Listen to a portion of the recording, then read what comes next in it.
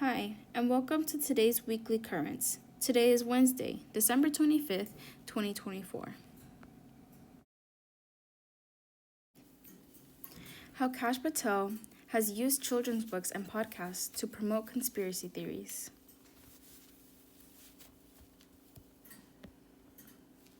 Kash Patel during the 2024 Conservative Political Action Conference in Fort Washington, Maryland on February 23, 2024. President-elect Donald Trump has nominated Patel to lead the FBI, even though the agency's current director, Christopher Wray, has more than 2 years left on his term.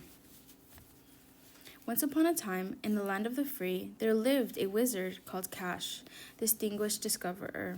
Reads the opening line of The Plot Against the King. It's the first in a trilogy of children's books written by President-elect Donald Trump's pick to lead the Federal Bureau of Investigation, Kash Patel. In the books, Kash the Wizard helps a noble hero named King Donald foil characters like Hillary Clinton and Kamala. The first book features a thinly veiled reference to the agency Trump has tapped Patel to head as Slug Staples in shadowy corner of the castle, run by Keeper Comey in a shadowy corner of the castle, referring to former FBI Director James Comey, whom Trump fired during his first term in 2017. Another book reference, 2000 Mules, the thoroughly debunked film that falsely asserts the 2020 election was stolen from Trump.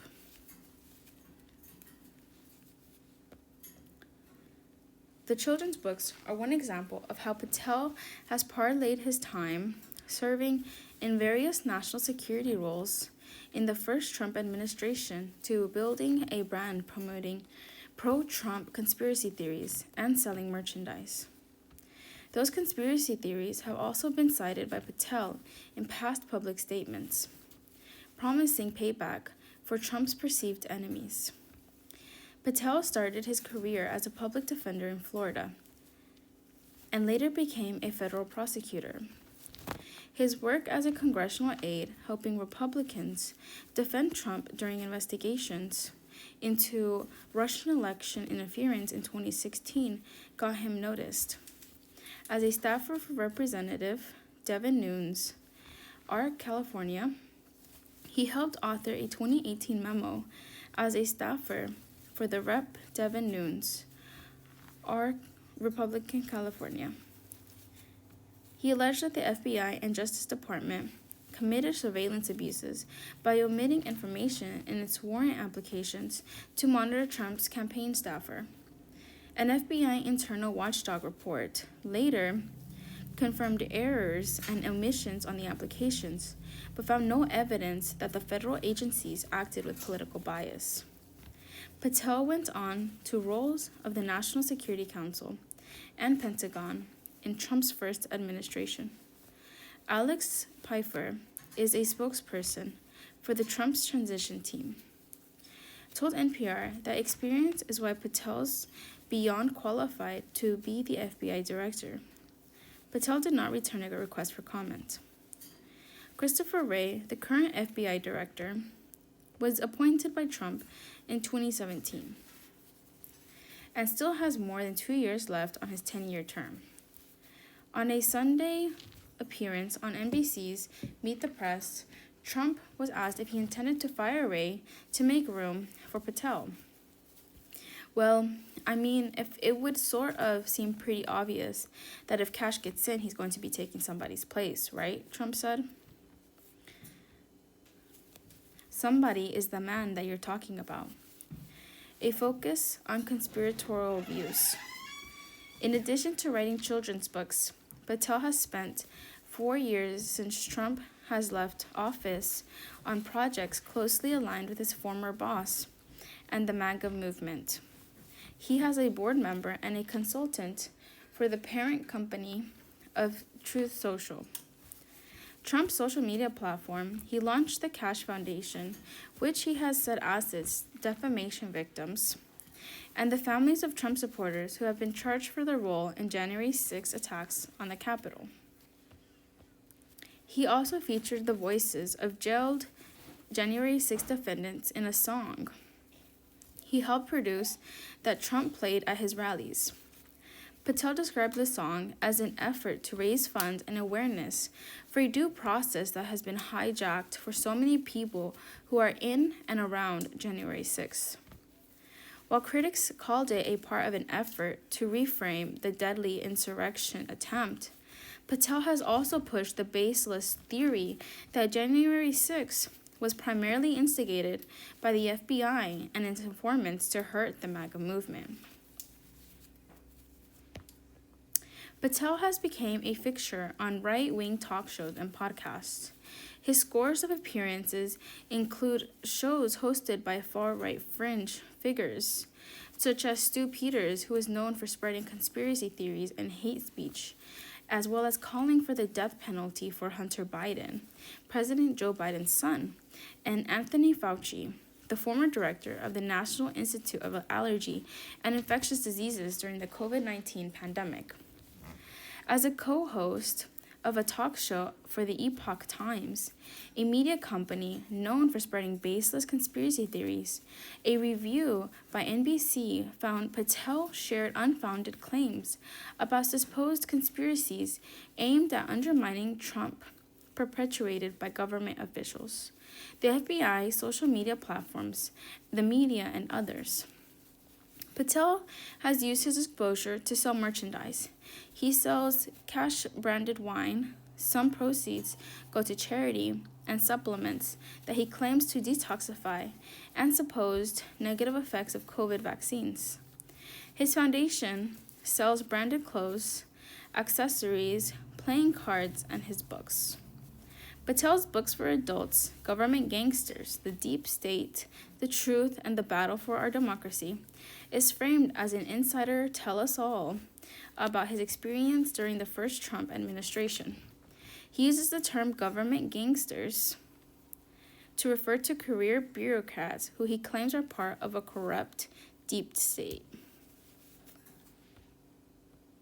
Patel described using government gangsters, as well as people on the radical left and mainstream media, as pure evil, as an interviewer earlier this year with a conservative Christian YouTuber. The idea of the deep state, which was popularized by Trump and embraced by his supporters, is one of Patel's main talking points, said Russell Muirhead, a political science professor at Dartmouth College, who has co-authored books about conspiracy theories and democracy. The deep state conspiracy refers to the idea that a huge raft of government officials, many in the executive branch answering to the president, are actually hostile to the president and want to defeat him, want to obstruct him, and want to disempower his constituents and his movement, Muirhead said.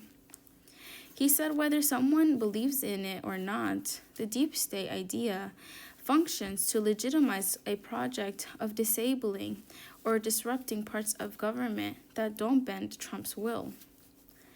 Quoting QAnon believers, the deep state is also a key feature of many modern pro-Trump conspiracy theories, including QAnon. Adherents of QAnon claim the deep state works with a cabal of pedophile elites to secretly traffic children and harvest a chemical from their blood. They believe a government insider known as Q is working with Trump on a plan to take down the cabal and left cryptic clues on online message boards. One of those clues, known as Q Drop, mentioned Patel by name in 2018 with a no name to remember, making him a celebrated figure in QAnon lore.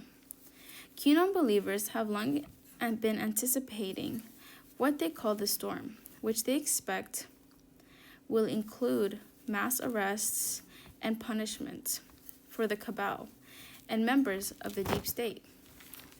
Trump's decision to pick Patel to lead the FBI has been celebrated by the movement's key influencers as the storm is imminent. For his part, Patel has been willing to court QAnon believers as he built his brand and platform in recent years. In 2022, after Patel inscribed some copies of one of his children's books from QAnon's slogan, he fielded questions about whether he was a believer. He claimed he used the slogan because of its ties to a movie, but did not distance himself completely either. You know, the Q thing is a movement. A lot of people attach themselves to it, Patel told pro-Trump influencer Mary Grace at the time. I disagree with a lot of what the movement says, but I agree with a lot of what that movement says. Patel has tended not to focus on the pedophile part of the belief system, but he's made more than 50 appearances and at least a dozen podcasts that have either promoted the QAnon event or shared QAnon-related conspiracy. Patel made overtures of QAnon influencers to join the Truth Social and helped promote an account called Q on that platform.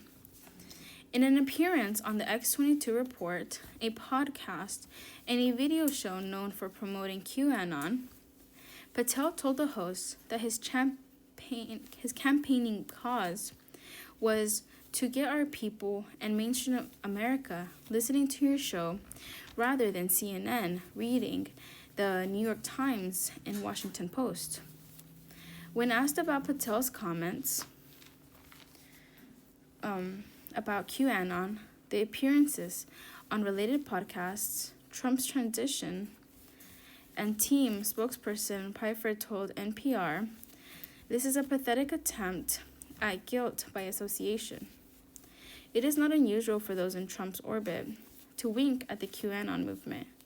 Trump and Elon Musk, the owner of the social media platform X, who was one of Trump's biggest financial supporters this election cycle, have both shared content related to QAnon in recent months."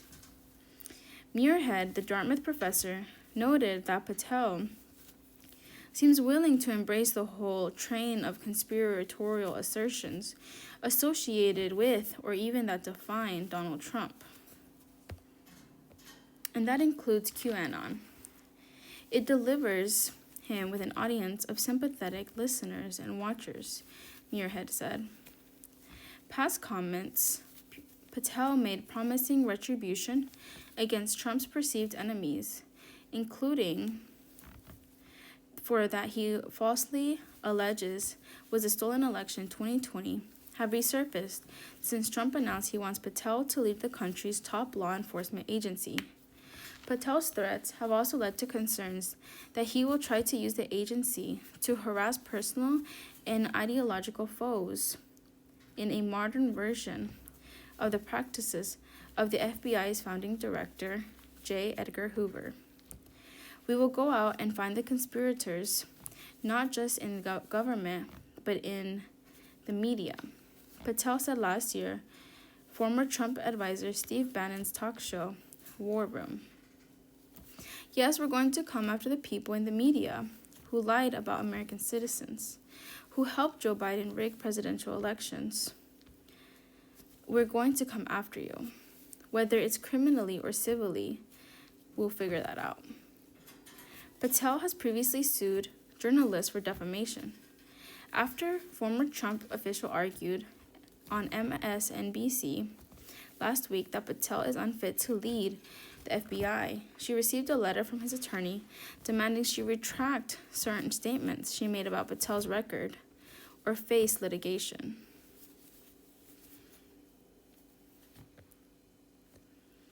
When asked about these past threats, Pfeiffer, the Trump spokesperson, told NPR, "Kash Patel is going to deliver on President Trump's mandate to restore integrity to the FBI and end weaponization of the agency." On the campaign trail leading up to November's elections, Trump repeated vows to get revenge and prosecute perceived foes. On a Sunday appearance on Meet the Press, Trump denied that he would direct Patel to launch investigations against his perceived political enemies, but said Patel is going to do what he thinks is right. When pressed about whether he wanted such investigations to happen, Trump said, If they were crooked, they did something wrong. If they had broken the law, probably they went after me. They went after me and I did nothing wrong. At another point in the interview, he mentioned the members of the congressional committee that investigated his role in the January 6th attack on the Capitol and said honestly they should go to jail. Charles Kupperman a former deputy national security advisor to Trump, told NPR he did not trust Patel when he overlapped with him in the National Security Council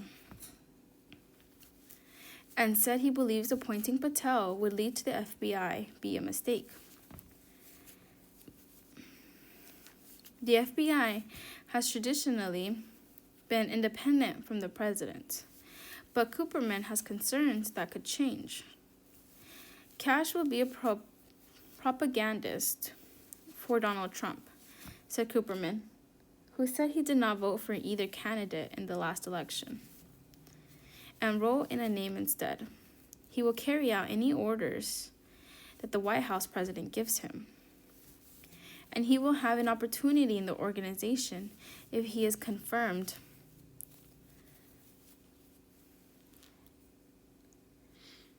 at the FBI to invoke retribution against individuals. It will not be a pretty picture or good for the country. Kupperman said he worries Patel will focus on rooting out government employees who are perceived as being disloyal to the president. He recalled a 2019 meeting where Trump had proposed Patel do that at the National Security Council, but Kupperman and the others pushed back. Now he worries such an agenda could be part of Patel's mission if he were to head the FBI.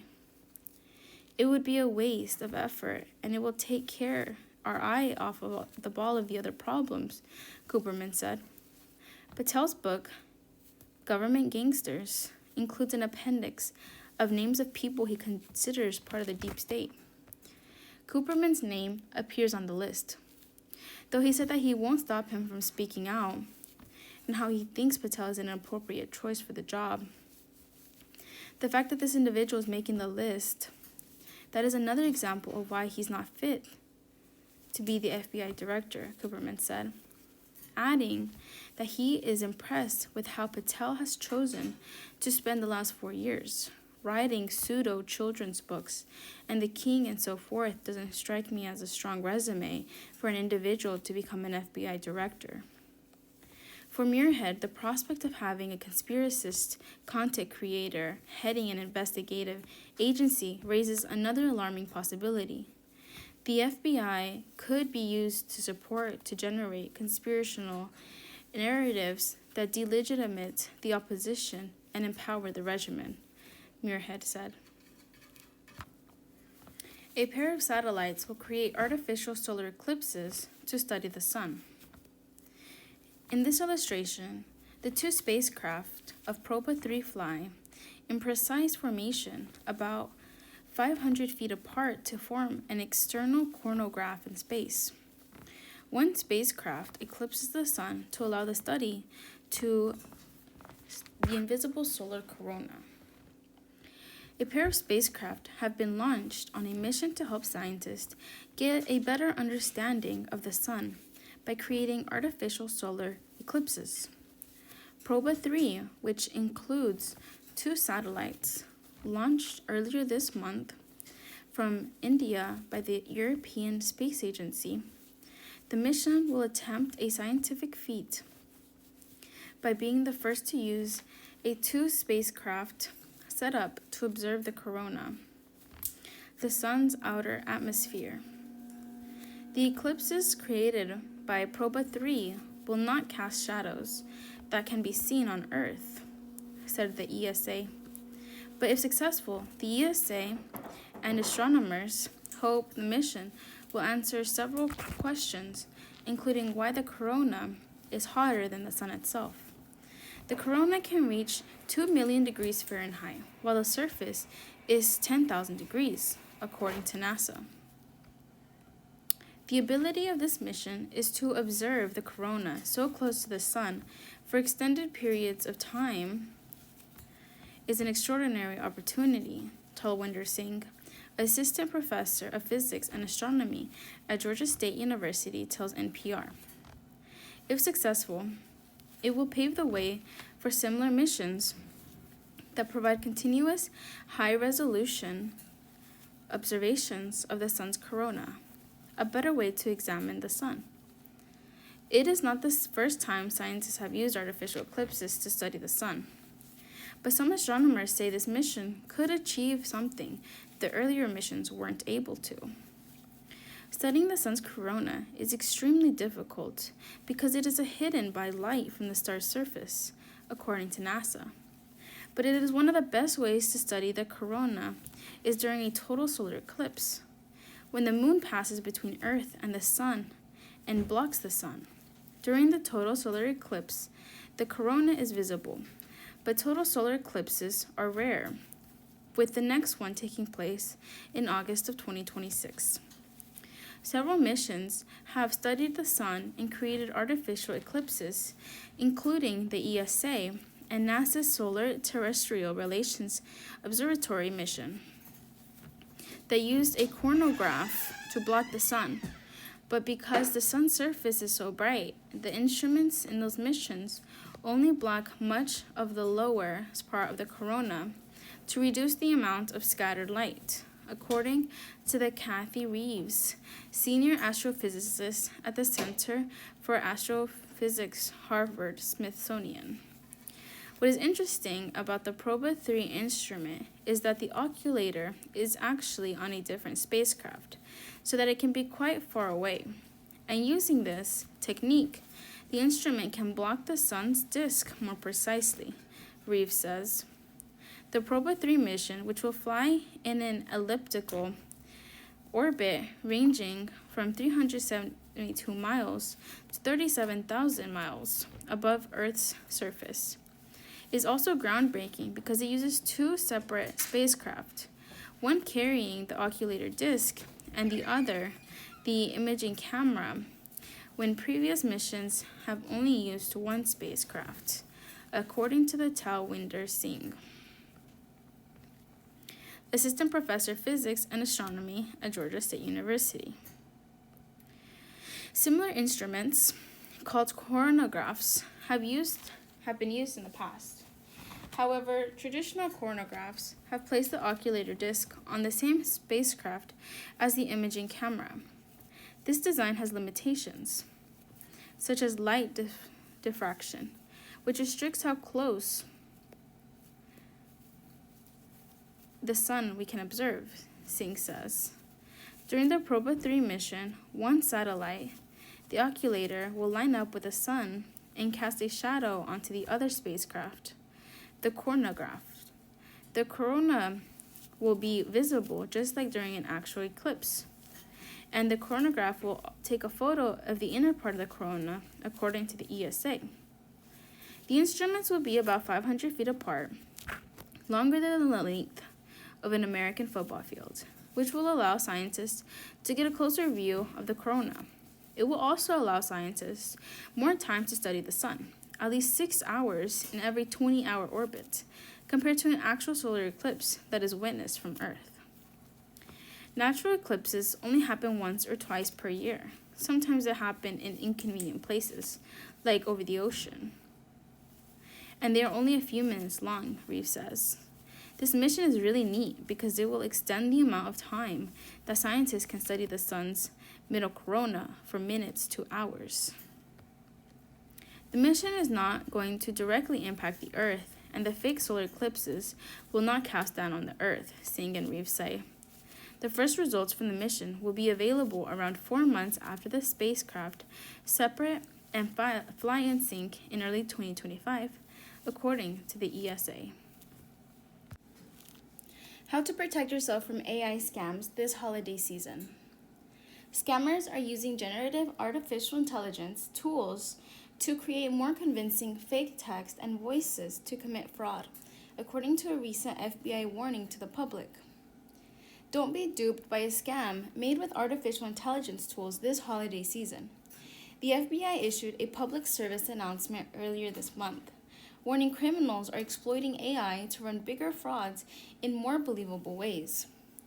While AI tools can be helpful in our personal and professional lives, they can also be used against us, said Shayla Rana, a professor at Purdue Global who teaches cybersecurity. AI tools are becoming cheaper and easier to use. It's lowering the barrier of entry for attackers so scammers can create really highly convincing scams.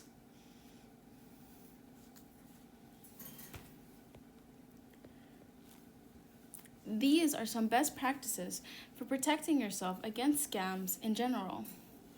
But with the rise of generative AI, here are 5 specific tips to consider. Beware of sophisticated phishing attacks.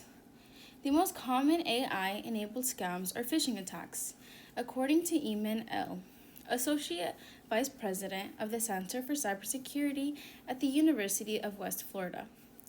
Phishing is when bad actors attempt to obtain sensitive information to commit crimes or fraud.